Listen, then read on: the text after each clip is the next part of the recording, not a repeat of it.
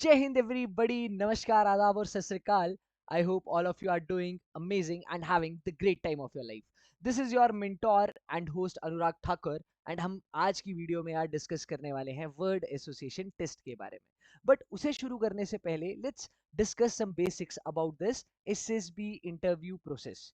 सो यार SSB interview का simple सा पर्पस है to select the candidates for Indian armed forces as an officer. Next thing is it's also known to be a personality based interview. अब ये जो SSB process है ये 5 दिन के लिए चलती है and it's divided into 2 stages.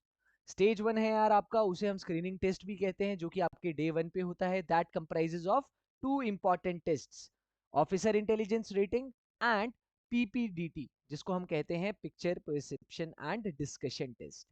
रही बात स्टेज 2 की, it consist of psychology tests, personal interview, your GTO, जिन्हें हम ग्राउंड टास्क्स भी कहते हैं basically, and the board conference which is going to take place on the 5th day.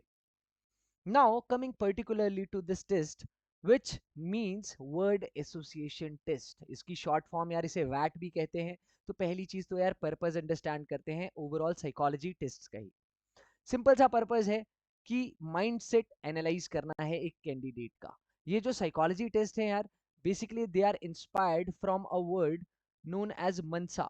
ठीक है, एक संस्कृत का वर्ड है, आप लोगों ने सुना होगा. जो कैंडिडेट्स हैं मनसा वाचा कर्मणा, तो उसमें से जो मनसा वर्ड है that basically means mind.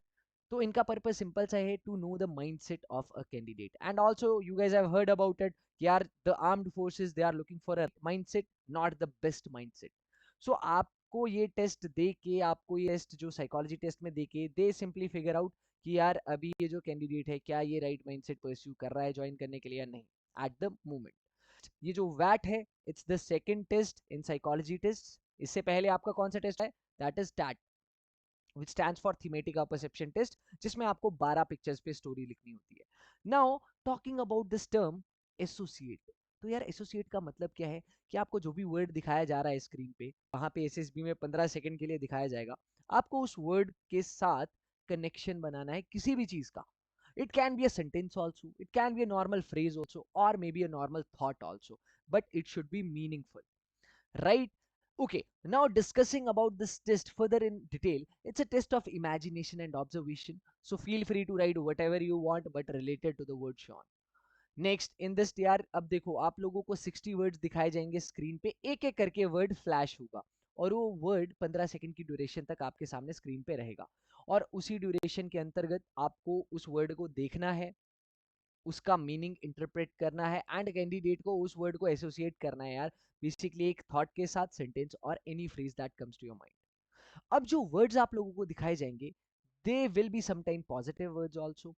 For example life, happy, friends, ऐसे होता है ना जो पॉजिटिव वर्ड्स होते हैं, तुम लोगों को पता ही है. Sometime negative words, murder, thief, robbery, something like this. Neutral words, book, clock, table, something like this. Profession related words भी आते हैं वहां पे, like father, mother, lawyer, president, something like this. The aim of the candidate should be simple, clear, to write observation based sentences with a vision. Basically यार they want to know कि जब आपको ये वर्ड दिखाया जा रहा है, आपके सोचने का नजरिया क्या है उस वर्ड को लेके, and how you associate that thing with surroundings. The sentences should be concrete, मतलब ये एक रियल टाइप ऑफ सेंटेंसेस होने चाहिए एंड डेफिनेट इमेजिनरी टाइप नहीं होने चाहिए, या फिर अनसर्टेन टाइप, राइट? अब जैसे यार कुछ सैंपल सेंटेंसेस मैंने यहाँ पे आप लोगों के साथ डिस्कस किए हैं. जैसे one word was life. So we already know life is like a kind of positive word, right? तो इसमें एक सेंटेंस सिंपल के तौर पे ऐसे लिखा है कि life is a journey of beautiful experiences. So ये काफी रियल है और एक मीनिंगफुल सेंटेंस है.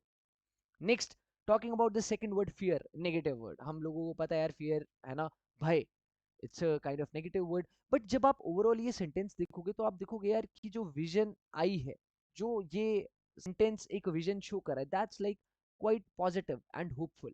जैसे brave people don't fear challenges. Third word is book, which is a kind of neutral word, and the sentence goes like, the book is an ocean of wisdom. So काफी meaningful sentence है ये, right? It's a kind of observation sentence and a concrete sentence, and it really shows the vision of a candidate that is like full of hope and positivity.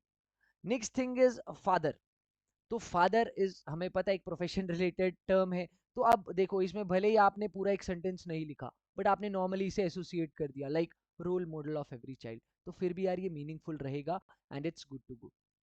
Next, आप लोगों ने बहुत सारी जगह पे ये चीजें सुनी होंगी कि यार आपको वैट में कुछ वर्ड्स का इस्तेमाल नहीं करना चाहिए, जैसे कि इफ हो गया, जैसे कि ट्राई हो गया, आई, मी, कैन, कुड, ठीक है, शैल,